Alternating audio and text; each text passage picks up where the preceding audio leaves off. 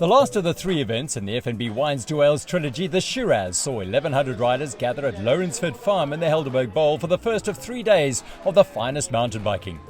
The focus in the Shiraz is on the pro and elite categories, and the start was a who's who of the best mountain bikers in the country. They were relaxed as they prepared for 72 kilometres and 1,500 metres of climbing in an event that combines serious racing with serious gears.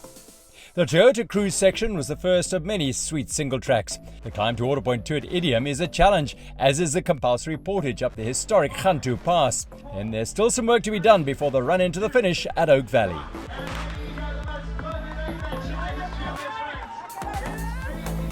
The Big A batch was stacked with past winners and national champions as they rode out towards the day's first climb to the Lourensford Neck. Initially, the power of Matt Beers put them under pressure and soon split the large lead group, leaving Pyga Euro Steel, Toyota Specialized, Imbuko Type DEV, Honeycomb Pro Cycling and Insect Science as the heads of state up front for the time being. It was a hard day of racing. We started up the climb pretty hard. We wanted to kind of make a select group, which we did. It was furious racing. Up the first climb, Specialized put some pressure on, and it already split up a little bit. Beers has fearsome power, and towards the top the group was fighting to stay with him. Marc Pritzen was closest with Bass and Haynes behind. And further back, Pritzen's teammate, Swiss marathon champion Konny was struggling to stay with him.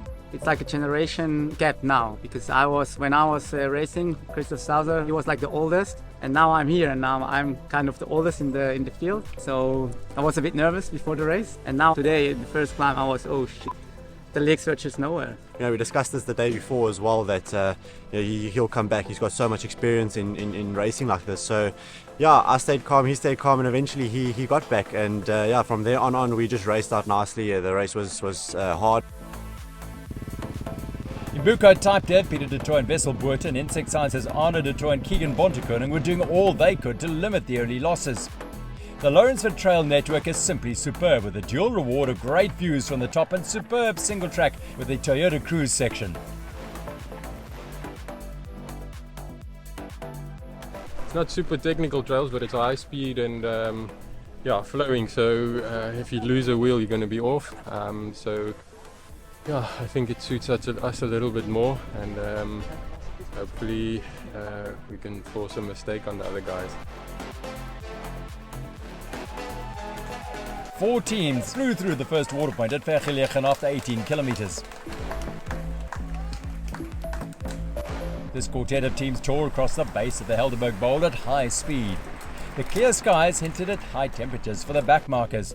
The clouds pouring over the Hottentots Holland Mountains was a sure sign of nasty headwinds, which left exposed teams on the valley floor scrabbling to close gaps. Pritzen has had a superb year, winning on both the road and the mountain bike regularly. His ferocious pace put Tristan Norkier under pressure. Even I think if I took a few shots before the portage, there was quite a bad wind, and I was just off the wheel, and then I kind of went into the portage in the rear, and then the portage wasn't that bad, but as soon as we crested the portage, it was quite bad because it was such a bad headwind, and niched the losses. Swiss Larser was the only one to run up the Gantouw Pass, an indication that he was now feeling super strong. He and Pritzen were not going to let a stage-winning opportunity pass them by, something not lost on former winner Beers.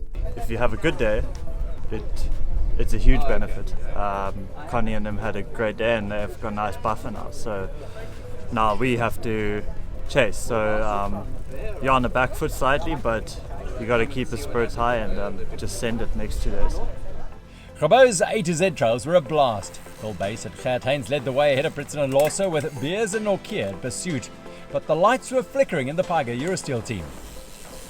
And there was a little last kicker here about 10 k's from the finish that was about 2 minutes too long for me, and the guys, Marc and Konny just got a gap, and I just couldn't close it. A superb ride by a scratch team, Konny Larser and Marc Pritzen of Honeycomb BE taking stage 1 honours at Oak Valley. Pyga Euro Steel powered home to take second less than a minute later, with Toyota Specialized in third to complete a high-class podium on stage 1 of the FNB Wines2Whales Shiraz. Pyga Euro Steel are 39 seconds behind the first wearers of the Ciovita leaders jerseys at the FNB Wines2Whales Shiraz. They're on the backs of Losa and Pritzen. Yeah, it's exciting, but also pressure now because we can only lose from now on. So yeah, we must make a plan and be careful with mechanical stuff. So ride it smart to the end.